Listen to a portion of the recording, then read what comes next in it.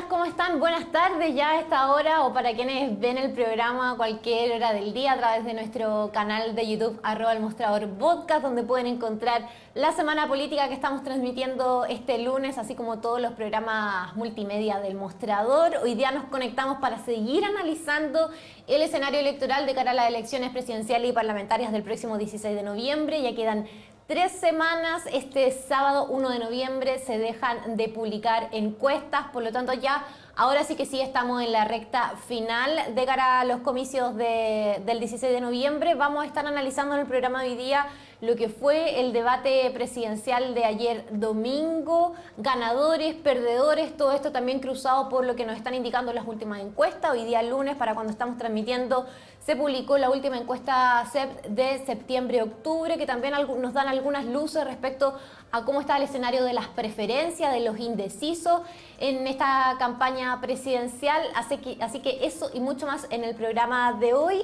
junto a mis compañeras de panel que paso a presentar inmediatamente. Saludamos a la abogada, investigadora de la Fundación Jaime Guzmán, también estudiante de Historia, Teresa Sañar. ¿Tú cómo estás, Tere? Muy bien, Fran, gracias. Hola, Javi. Feliz lunes. Y también saludamos a la cientista política, integrante de la red de politólogas, estudiante de doctorado en política de la University College London. ¿Cómo estás, Javi? Javier Arce. Bien, muchas gracias y saludarte también a Tere y a ti. ¿Agotada con tanto tema? Agotada, pero que eso que es lunes, sí. Y bueno, saludar a quienes nos miran también.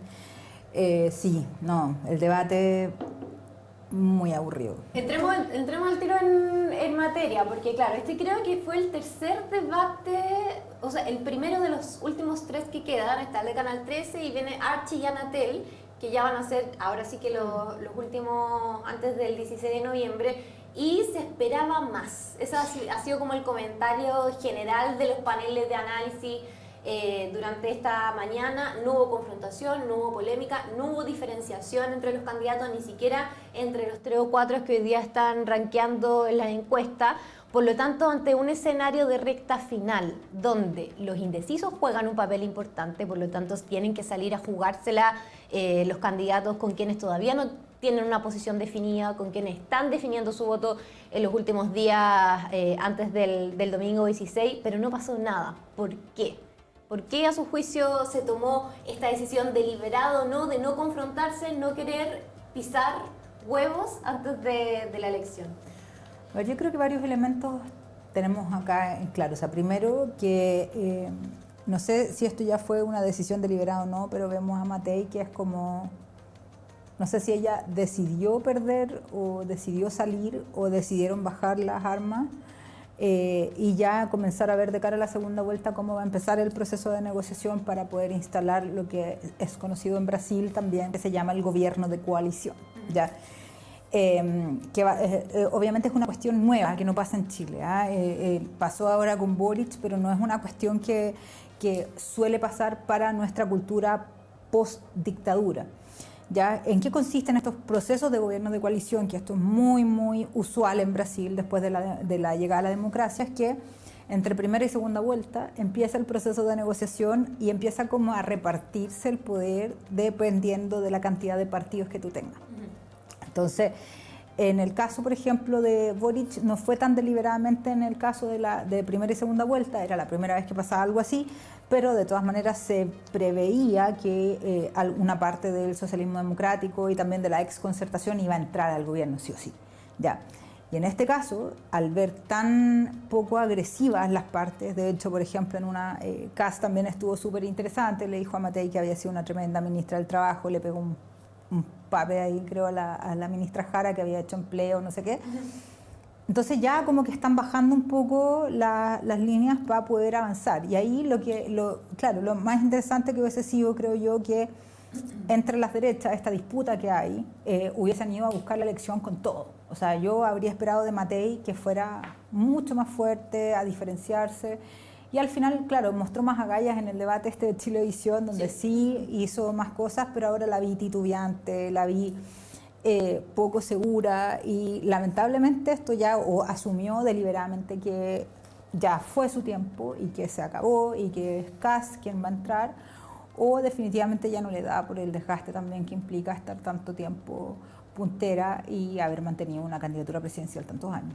Una de las cosas que también se comentaba hoy día en la mañana es de que en la posición que está Evelyn Matei, donde se está disputando este tercer lugar, vimos en las encuestas del fin de semana que Kaiser subió, en algunas encuestas la sobrepasó, pero más allá de los puntos más, puntos menos, es evidente que está en un escenario donde se la tiene que jugar por pasar a segunda vuelta. O sea, esta primaria de derecha que se ha comentado bastante, que es lo que va a ser la primera vuelta presidencial. Ahora, el por qué no se arriesgó, esa es una pregunta abierta en el sentido de cómo estratégicamente está pensando el escenario de primera vuelta, si es que ya está pensando en que perdió y necesita calmar los ánimos con el Partido Republicano para empezar esa conversación de cómo hacer gobierno, o no lo pensaron mal estratégicamente desde el comando, porque una de las cosas que tiene que hacer sí o sí es generar conversación. Evelyn Matei necesita estar, sea para bien o para mal, necesita estar en la agenda, necesita ella que su nombre resuene, que se comente, que se debata, pero con lo que pasó ayer, yo diría que con ella y que con ninguno, se marca esa diferencia. ¿Cómo lo analizas tú, Tere? O sea, yo también estuve pendiente del debate y como tantos otros opino que estuvo más fome. O sea, yo estaba viendo el partido de fútbol, el de Coquimbo Unido contra O'Higgins, para ver quién... Sí, no, lo fue como ya, cambiémoslo, veamos el debate.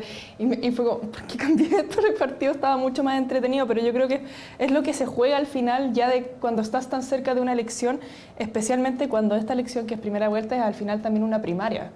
En la derecha, lo que conversamos la semana pasada, quién se queda con el relato de Jaime Guzmán, esta lucha entre hermanos, quién se come el hermano, se devora el hermano, así como los tiburones. Entonces, estar entre la línea, entre dar que hablar, que el debate sea entretenido, entre marcar diferencias, también le puede traer la consecuencia de dejarla embarrada al final. Entonces, según yo, lo que creo es que se decidió más a fortalecer el perfil más tranquilo, moderado que ha tratado de proyectar Evelyn. Se ve hasta en el look. Yo encontré la vi y fue como, esto se parece a Margaret Thatcher. Sí. Como el peinado, sí, el peinado como con más blow, sí. el brushing, el maquillaje incluso, que le hicieron un maquillaje distinto. Sí. Según yo, para lo que ella trata de proyectar es seguridad, y respondió súper pauteado. O sea, en el debate de Chilevisión, por ejemplo, a mí la respuesta que más me gustó fue la que no fue pauteada, de cuando le sacaron en cara como su relación con Piñera, en que ella, como que vimos una tipo de la real Evelyn Matei, y respondió como, no, sí, al principio sí, pero ahora en verdad no reconciliamos, por suerte. Y era una opinión muy amplia, que esa fue la mejor respuesta. En este debate no vimos eso.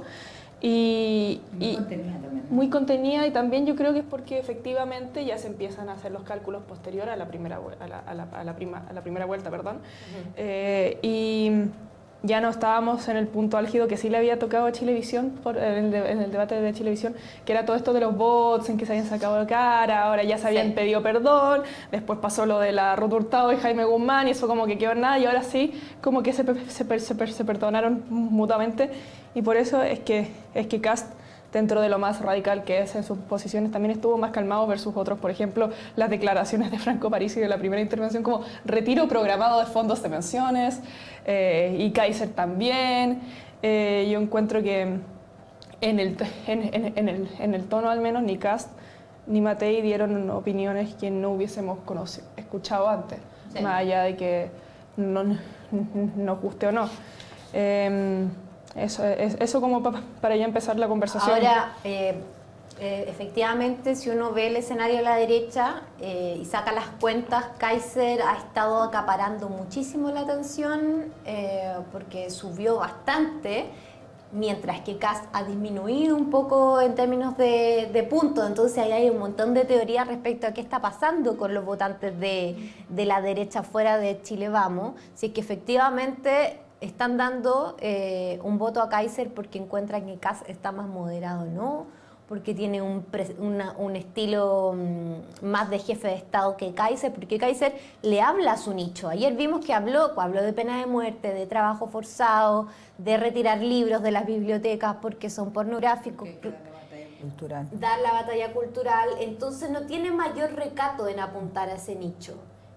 ¿Cómo lo ve en términos estratégicos? ¿Qué tan efectivo puede ser pensando en cómo se van a distribuir los votos al final para las derechas? A mí me resulta curioso, y esto todavía no puedo entenderlo, cómo puede concitar tanto la atención posiciones tan duras como las de Kaiser, ¿ya?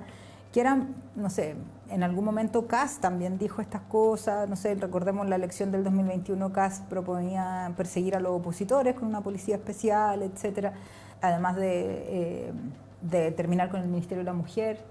Yo creo que dentro del debate la pregunta que le hace Marco Enrique, fue muy pertinente cuando le dice a usted, candidato Kast, le gusta meterse en la cama de las personas, y lo increpa con respecto a su posición sobre la píldora el día después.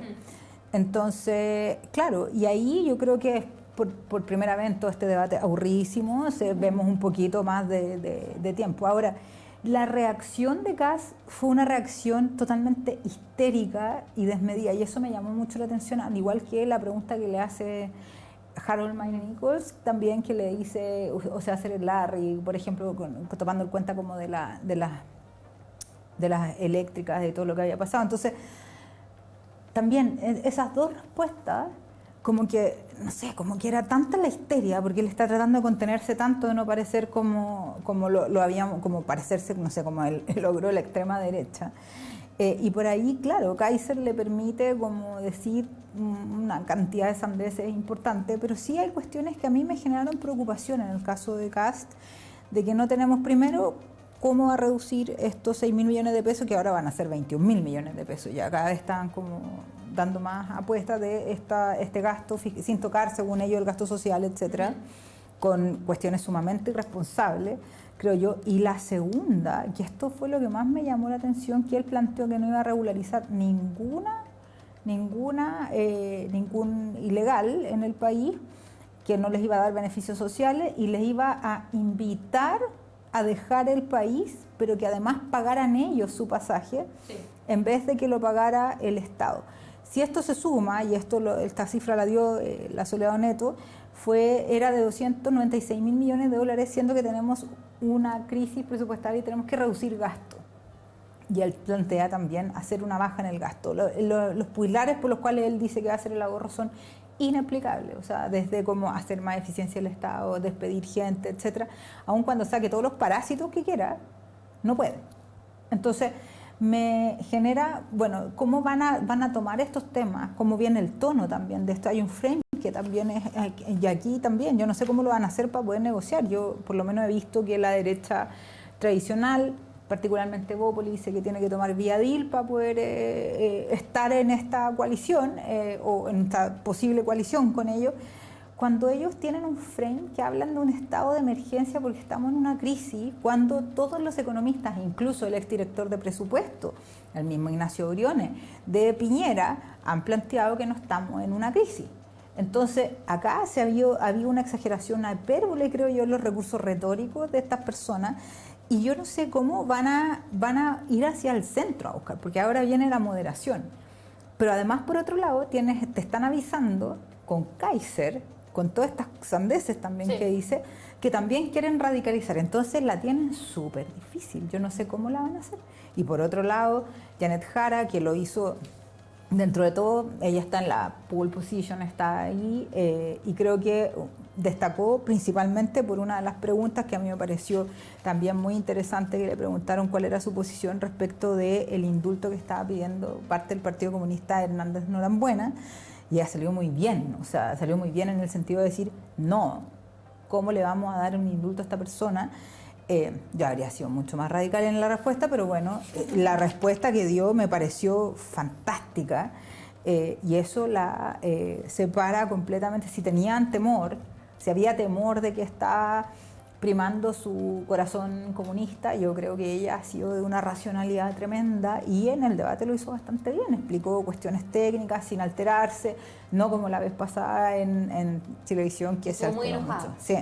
Así que eso es como a grandes rasgos, pero sí me hago la gran pregunta, ¿cómo, si por un lado te está avisando Kaiser que tienes que radicalizarte, y además está diciendo las cosas y las sandeces que ya Kast no dice, ¿cómo lo van a hacer incluyendo a esta derecha más tradicional que dista mucho de estas otras exageraciones. Bueno, es interesante el punto de, claro, hay varias de las medidas que hoy día plantea José Antonio Kast, por ejemplo, en relación a cómo va a materializar las expulsiones de los ilegales que ya están residiendo en Chile, ese es un tema, cómo eso se va a materializar en términos económicos, el recorte fiscal, que ha sido muy criticado también por exministros de Chile Vamos, del expresidente Piñera, por la propia Evelyn Matei, y si estamos pensando en el escenario de segunda vuelta, si es que llega a ganar José Antonio Kast, ¿cómo va a ser ese gobierno de coalición? Estos temas van a estar puestos sobre la mesa en las negociaciones programáticas respecto a lo que se puede materializar o no se puede materializar. Ese va a ser un gran tema, y si por el otro lado tiene al Partido Nacional Libertario y al Partido Social Cristiano, que en términos de retórica también son más extremos que lo que ha planteado el Partido Republicano hoy día, ¿cómo van a dialogar esas derechas de cara a la segunda vuelta? Yo creo que una de las cosas que se va a empezar a perfilar a partir de lo que vimos ayer, no sé cómo lo... No, es como que se tocaron hartos puntos. Yo creo que la performance de Kaiser ayer fue algo que ha calculado 100% como de poner ese show, por decirlo así, porque por lo que mis amigos que trabajan en el Congreso me han contado, cuando él trabajaba, o sea, él era diputado e iba, era mucho más normal, por decirlo así, que lo que aparece en la tele, por decirlo. Entonces, obviamente le habla al nicho, y yo creo, esto es especulación mía, yo creo que Kaiser sabe que es difícil que pase a segunda vuelta. Entonces le habla al nicho y fortalece al nicho de cara a las elecciones parlamentarias que también tiene. Porque se olvida de repente que hay parlamentarias de por Sí, medio. pues las parlamentarias que son mucho más importantes, pero en el sentido que yo creo, o sea, sé que los republicanos y Partido Libertario conversaron mucho más eso, cuando Kast quería que se bajara Kaiser y Kaiser como que no se bajaba, hicieron esto de ir más juntos en las listas parlamentarias. Entonces hay un choque de personalidades de cara a las elecciones presidenciales, pero de cierta forma contenido por las conversaciones más grandes que hay respecto del Congreso. Ahora, la pregunta es qué pasa después de este debate y de las elecciones. Kaiser va a seguir manteniendo esta posición más firme, se va a transformar en lo que fue un Kast el 2021 como la persona importante y dura de su partido, o se va, o así como Kast estuvo obligado a abandonar el nicho y moderarse, porque eso es lo que ha hecho, si Kaiser va a hacer lo mismo. Ahora, respecto del gobierno de emergencia, este es un concepto que Kast se ha tratado de atribuir, pero yo se lo había escuchado a Matei antes, cuando un gobierno de emergencia, en cuanto a que nos gustaría instalar discusiones más de fondo, pero lo que tenemos que hacer es administrar las consecuencias de este gobierno. Eso es algo que administrar puede ser recortar, como lo que plantea José Antonio, o manejar de forma menos radical, como lo que ha planteado Matei, pero los dos han planteado un gobierno de emergencia, y Briones, que miembro estrella del capítulo, o sea, del capítulo del círculo de Matei, también ha estado de acuerdo en esto. Yo coincido que obviamente manejar una coalición, ahora ya pasando a tu pregunta, manejar una coalición es difícil, especialmente cuando hay tantos partidos, porque lo que la Jaime mencionaba, que antes no había pasado un gobierno de coalición. Yo no conozco el caso de Brasil, pero pensaba que da sentido en Chile, porque antes eran bloques mucho más grandes, entonces no había no era una primaria en primera vuelta al final. Entonces, que sea que pase a segunda vuelta, y esto lo mencionamos la semana pasada, tiene que abrazar mucho y apretar mucho también, porque si no se le va a descolgar gente. Casi yo creo, volviendo a lo que decía, que puede estar un poco más seguro por el pacto, o sea, por las conversaciones en listas parlamentarias que ha tenido. Pero efectivamente el problema es con el centro, o sea, la gente que firmó las 100 figuras de centro izquierda que firmaron para apoyar a Matei, difícil veo que públicamente al menos salgan a apoyar a Kast. La urna, eso sí, da para mucho la seguridad y privacidad de una urna, pero nunca va a salir una carta así. Entonces, yo creo que esa es la razón por la que Kast también ha tenido que bajar el tono y salió a lo valórico cuando fue Meo el que lo empujó, sí. lo impulsó, lo obligó a decir qué es lo que piensa. Y conste que la respuesta de Kast, que no creo que hubiese sido la que habría dado el 2021, dijo, no, pero no quiero meterme en la cama de ninguna persona. Ahora, todo el mundo sabe como lo que pienso, aunque no esté en la línea número 1 no de mi programa, y eso sí. Fue lo que mucha gente en la interna le ha criticado a Kast, como tú defendías cosas valóricas y ahora ¿en dónde está esto? Bueno, el mismo Johannes Kaiser está encargado de instalar eso muy fuertemente. De hecho, lo hizo ayer en una entrevista del Mercurio y lo ha reiterado en términos de, bueno, esta persona vino a defender ciertos ideales que ya los metió en el bolsillo en función de un objetivo electoral. ¿Estará mirando eso el votante de derecha o crees que no es tan así como para quitarle votos suficientes a José Antonio Kast por no tener en primera línea temas valóricos? Esas cosas ya no son tan relevantes hoy día. Porque el 2021 lo eran, pero hoy día... No, hoy día no. Hoy día, de hecho, la competencia es por quién es más duro. Ese es el punto. Entonces, de ahí voy a retomar el caso de Brasil para que lo analicemos bien, como es, que es una cuestión muy... A mí me impresiona mucho. Yo trabajo harto política brasileña, de hecho, parte de mi tesis doctoral es una comparación que hago con Brasil. Pero sí, o sea, yo creo que hay una cuestión también como de los liderazgos. Entonces es como, a mí me llama mucho la atención en qué está la misma gente buscando los líderes. Por ejemplo, Milei. Si lo vemos, es como él se hacía llamar el señor Vaca, porque y además se atribuía como cualidades sexuales en los programas, o sea, y esto lo pueden encontrar públicamente, cuestiones que ni siquiera queríamos escuchar o saber de sus intimidades, las teníamos que escuchar igual en esto. Pero además es como esta figura del macho, este rockero así, que hace la motosierra y viene y te corta todo. Lo primero que te corta son estas ideologías del género y va y saca el Ministerio de Igualdad. Después hay una cuestión ideológica ahí. Y que Kaiser, a su manera, porque es más normal que Milei, vamos a decirlo así, por lo menos sale con su señora, ha tenido hijos, ya sabemos, no tiene una relación con el perro, como una cosa como bien extraña que tiene Milei en este caso, pero él es muy duro. Sí. Y él se muestra como muy duro y su esposa es como el prototipo de la trade wife, la traditional wife, que está muy de moda ahora, como respuestas también a la domesticación de las feministas, estas feministas que les gusta el aborto, que son antifamilia, etc. Y a costa de esta visión tan dura, voy a resolver el problema de la baja natalidad. Sí. Voy a resolver la delincuencia, porque necesitamos tener un presidente fuerte. Entonces tienes por una parte al presidente Boric, que intenta hacer un liderazgo distinto desde las masculinidades, mientras estos otros hacen una reivindicación de quién es más duro. Y en eso, fíjate, es una cuestión bien interesante. Kaiser ha sido más efectivo que Kast, porque Kast no es que haya cambiado su posición, él la tiene. Lo que pasa es que no la dice. Entonces, cuando Meo lo saca de eso y lo saca al pizarrón, el nivel de disgusto de él y la disonancia cognitiva que estaba teniendo cuando él la hacía, hasta incluso físicamente, si ustedes se detienen en ese momento, hay una cuestión también distinta. Entonces, claramente hay mucho performativo en Kaiser, y eso mismo, que me da un poco de risa, porque hay gente chilena que detesta la performatividad de este propio gobierno, de la elite millennial que nos gobierna, que es tan performática, no sé qué, cuando tenemos estas dos derechas, porque Kast también es súper performático. O sea, uno ve las franjas y es muy...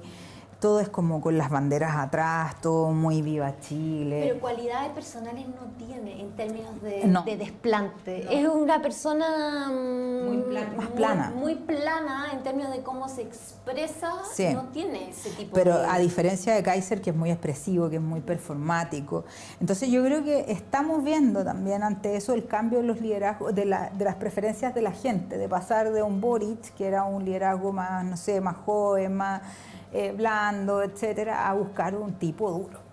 A mí me interesa un tipo duro que llegue y que saque a estos migrantes horribles, que basta con estos delincuentes, que basta con todo, entonces ya no nos sirve Boric porque este ya es una porquería, este gobierno, no sé qué, la emergencia, y que vengan esto. Entonces acá yo creo que tenemos que ir mirando igual qué es lo que están buscando los electores, porque además si uno analiza, por ejemplo, los tipos de electores, la semana pasada me llegó, no me acuerdo quién había hecho esta como perfil de los electores, claramente casi Kaiser tiene mayor preferencia en los hombres, hay una prevalencia, sobre todo Kaiser, de una prevalencia en hombres. Y si tú analizas, por ejemplo, los datos de los militantes de partido de Kaiser, Kast y Partido de la Gente, son puros hombres los que militan en esta colectividad. Entonces también algo está pasando ahí. Sí.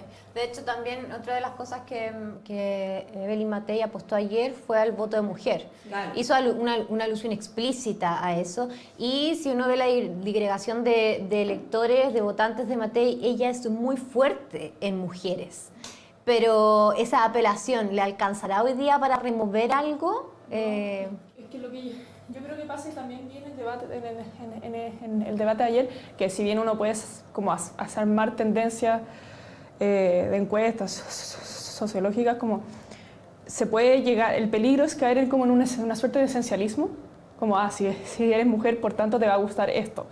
¿Qué es lo que me pasó, por ejemplo, lo que Parisi hablaba con su retiro programado, pero solamente para las mujeres? Que todas las mujeres que están en DICOM porque compraron de más en el supermercado y cayeron en deuda. Y pensaba como, ¿por qué los hombres no podrían hacer eso? ¿Y por qué como que estás asumiendo que todas las mujeres que están en DICOM fue porque compraron de más nomás como para sostener a la familia? O sea, en esto se puede aplicar algo que yo no coincido mucho, pero que se ha escuchado, que es como la interseccionalidad, por decirlo así. No, obviamente no soy excesivamente muy fan de eso, pero efectivamente ser mujer se junta con otras cosas al final. O sea, Matei y Jara también están apostando lo mismo. Mujeres, yo soy una mujer que está aquí en un mundo de hombres, así que voten por mí, pero obviamente el electorado es sumamente distinto, apelan a distintos tipos de mujeres. O sea, la mujer que vota por Matei, que milita en la UDI desde 1980, no se le va a ocurrir ni en un día ir a votar por la candidata que milita todavía, aunque esté suspendida en el Partido Comunista. Entonces, como que hay que hacer un doble clic. Claro, no respecto del electorado, y además, volviendo a un tema que a la pregunta anterior y a un tema que hoy está dando vuelta, algo que es bueno para quien gane la primera vuelta en la derecha es que todos vienen más o menos del mismo círculo. Salvo, por ejemplo, Kaiser, que es un poco ya más alejado y él todavía usufructa de ser outsider porque realmente era más outsider. Pero no solamente Matei y Kast, sino los equipos especialmente que tiene Matei y Kast vienen más o menos del mismo mundo. O sea, todos los que están en Republicanos pasaron por la UDI o RN y tienen los números de WhatsApp de cada uno, ¿cachai? Entonces, hay diferencias personales. Por eso es que Kast se va de la UDI y funda el Partido Republicano. Pero, por ejemplo, ahora que los viejos estandartes de la UDI, es más fácil acercarse a hablar con Esquella, que es presidente del Partido Republicano, pero que fue diputado por la UDI. Entonces, les permite, en un mundo hipotético y esperanzador, intentar lograr por lo menos agotar los recursos para llegar a acuerdos, especialmente de cara a segunda vuelta, en que a tantas personas que militan en la UDI y en Republicanos les hace ruido que el adversario sea alguien que milita en el Partido Comunista, que a tanta gente de la vieja escuela le trae recuerdos, por decirlo Además, así. pensar cómo se va a formar ese gobierno. Imagínate tú, gana José Antonio Kast, ¿cómo va a ser la conversación para definir cargos estratégicos en un futuro gobierno? Eso va a ser, pero muy decidor respecto a la gobernabilidad que el Partido Republicano le quiera dar a su gobierno. Entonces, son temas que deben estar hoy día en la proyección más inmediata, por lo menos de los partidos de Chile Vamos, pensando en que si se llegan a materializar las encuestas como están, ese va a ser el escenario de negociación. A ver, y eso va a ser interesante, porque por ejemplo en el caso, como les decía, de Brasil, es muy al calor entre la primera y la segunda vuelta, ya con el Congreso votado, empiezan a negociar cuántos diputados tiene cada uno, senadores, y por tanto empiezan a pedir cupos dentro del gobierno. Entonces empieza un ejercicio como de artesanía completa de cómo vas a elaborar este gabinete, y lo que sí tienes más margen de maniobra, porque por ejemplo en el caso de Brasil tú puedes crear ministerios puedes hacer un decreto pero sin asignarle fondos, y después esperar hasta que después te lo aprueben y ahí le pones fondos y todo. Entonces manejan mucho con eso, van creando institucionalidad, suprimiendo otras cosas, etcétera. Entonces hay ahí una posibilidad, y lo otro que tienen en Brasil también son los instrumentos de repartición de cargos específicos, que son como 20.000, que son como de una clasificación especial, son como el tercer escalón, que ellos le ponen el DAS y el NES, que son como de nombramiento especial, son 20.000. Entonces tienen posibilidades de ir repartiendo también estos cargos dentro de la estructura del Estado. Entonces, en el caso de Chile, va a ser una cuestión súper interesante ver primero cómo se negocian el tema de los pesos adentro. Yo por lo menos, o sea, ojalá pudiera, si fuera Chile Vamos, yo negociaría Hacienda. O sea, por favor que pongan a alguien de Chile Vamos en Hacienda. O sea, es la única forma que por lo menos a mí me dé ciertas garantías de que no van a mandarse un despilfarro tremendo con respecto a las cuentas públicas. Necesitamos gente... Son todos de la misma familia, porque hasta la gente de izquierda también son todos ortodoxos. O sea, también nadie vamos a tener gente tan chascón. El único que podríamos decir que es más chascón es este señor que el señor López, el profesor López, que era como era el encargado económico de Jadwe. Pero sí, Ramón López.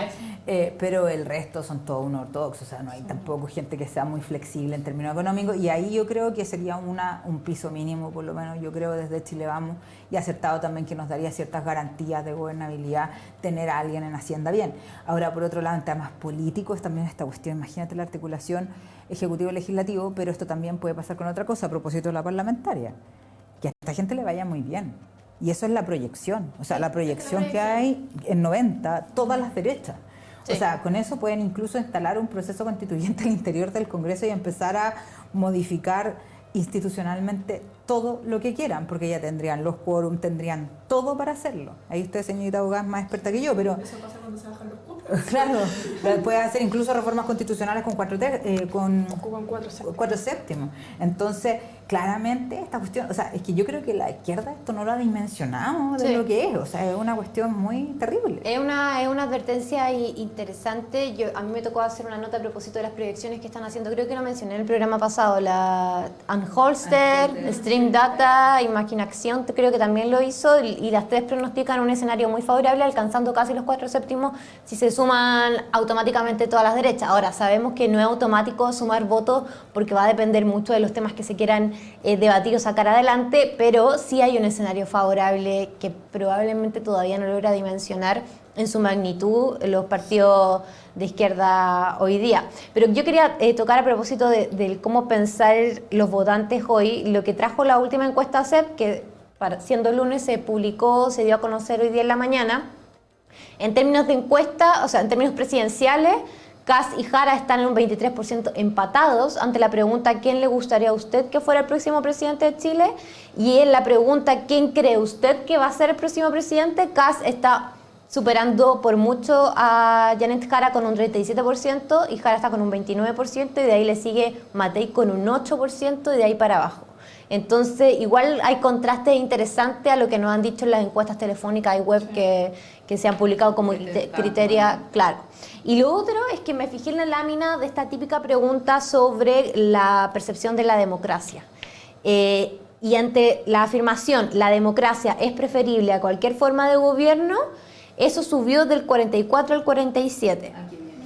Qué bien, qué bien. Sí, pero en la pregunta, ¿en alguna circunstancia un régimen autoritario puede ser preferible? Eso también subió del 18 al 23. Uy, y en la frase, me da lo mismo, a la gente como uno le da lo mismo, también hubo, no alcanza a notar la cifra, pero también hubo una variación hacia arriba.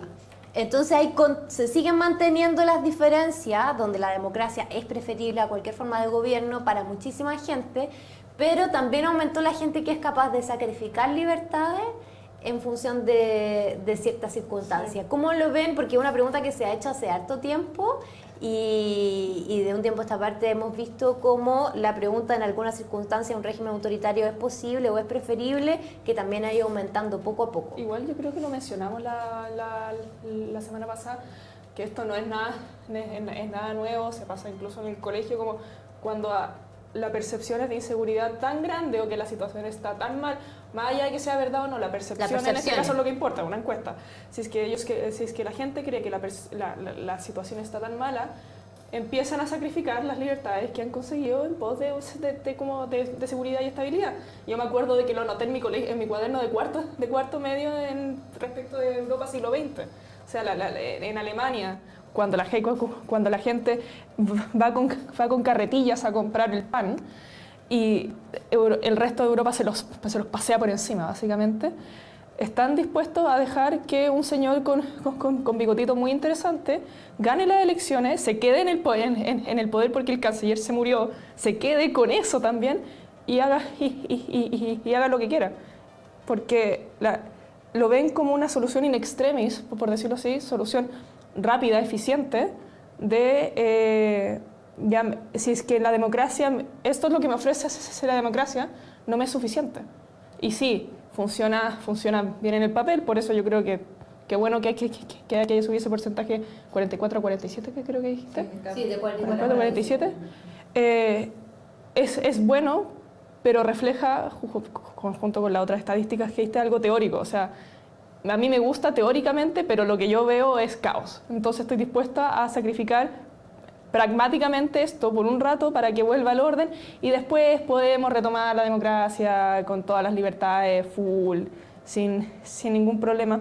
Yo creo que esto es algo que la izquierda no ha logrado agarrar bien, porque la bandera de la democracia por la democracia funciona en cuanto la percepción de la gente supera un límite de como estándar estoy bien. Uh-huh. Si es que la gente no alcanza a llegar a ese estándar, el discurso de la democracia no alcanza a penetrar. Y por eso es que yo creo que republicanos y Partido Libertario, que son los que hablan de orden, están arrasando, porque eso al final eso es lo que está buscando la gente. Y no creo que especialmente los partidos de la izquierda más nueva, tipo Frente Amplio, no creo que estén logrando ver esto adecuadamente y se quedan en las mismas estrategias que lo hicieron ganar el 2021, pero han pasado 2 procesos constitucionales bajo el puente y bastante otras cosas, y esto no es el 2021, y no están logrando captar eso. Y hay un cambio de prioridades también ciudadanas, sí, que son justamente transversalmente distintos a lo que vivíamos post estallido social. Pandemia, sí. Entonces hay un ambiente diferente y es interesante el punto de cómo la izquierda o el progresismo está analizando este tipo de cuestiones que en el papel, claro, uno los ve como preocupantes, pero en la práctica, ¿cuál es la democracia? ¿De qué me sirve a mí? Esa finalmente es la pregunta. Es que lo que dijo la Tere es clave. O sea, ¿cómo no te haces cargo también de que la gestión del Estado es primordial para cuidar la democracia? Entonces, también, y eso es un poco lo que le va a pasar a Kast. Kast también no sabemos con quién va a gobernar.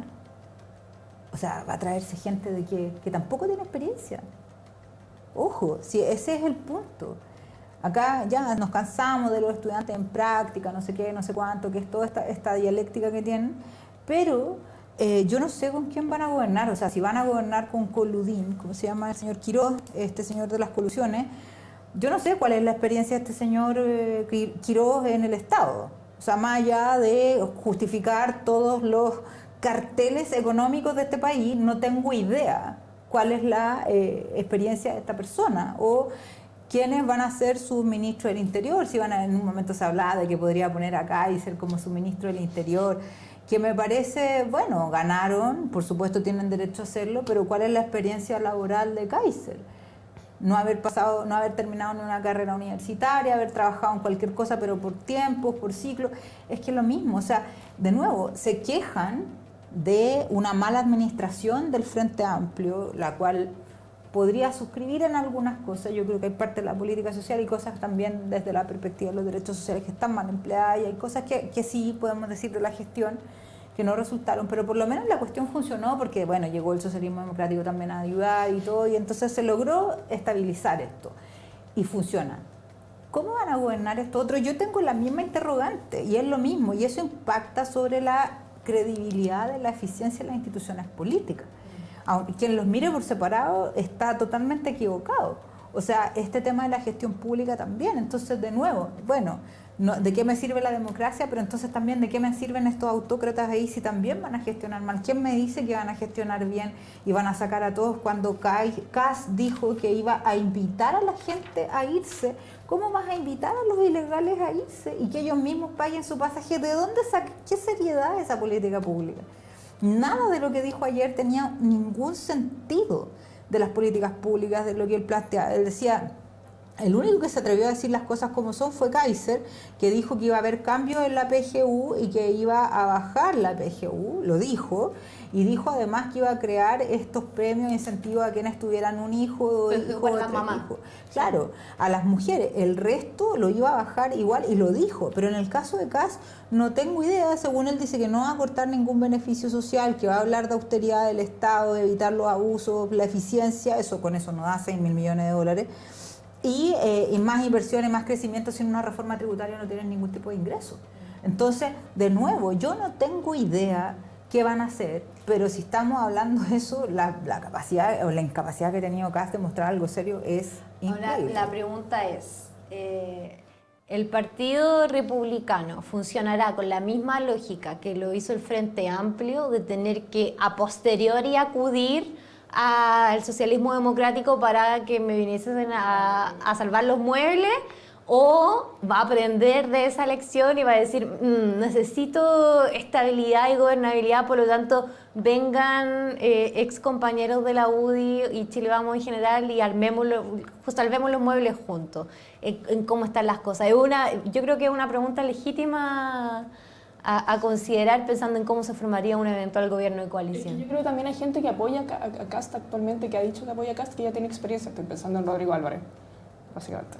Rodrigo Álvarez, el ex ministro de Energía, presidente de la que por lo menos, no sé si, creo que se salió, pero hace poco de la UDI, o sea, un hombre históricamente UDI que hace poco salió diciendo que apoyaba a Kast. Entonces, hay gente que apoya a Kast, que son hombres que le suman votos, que no están dentro del Partido Republicano, a los que él puede echar mano.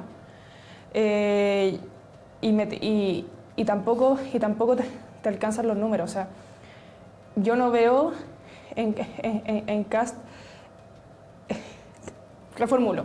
Kast se salió de la UDI al final porque no compartía el rumbo que estaba llevando la UDI respecto a los principios de Jaime Guzmán. Sí. Pero no fue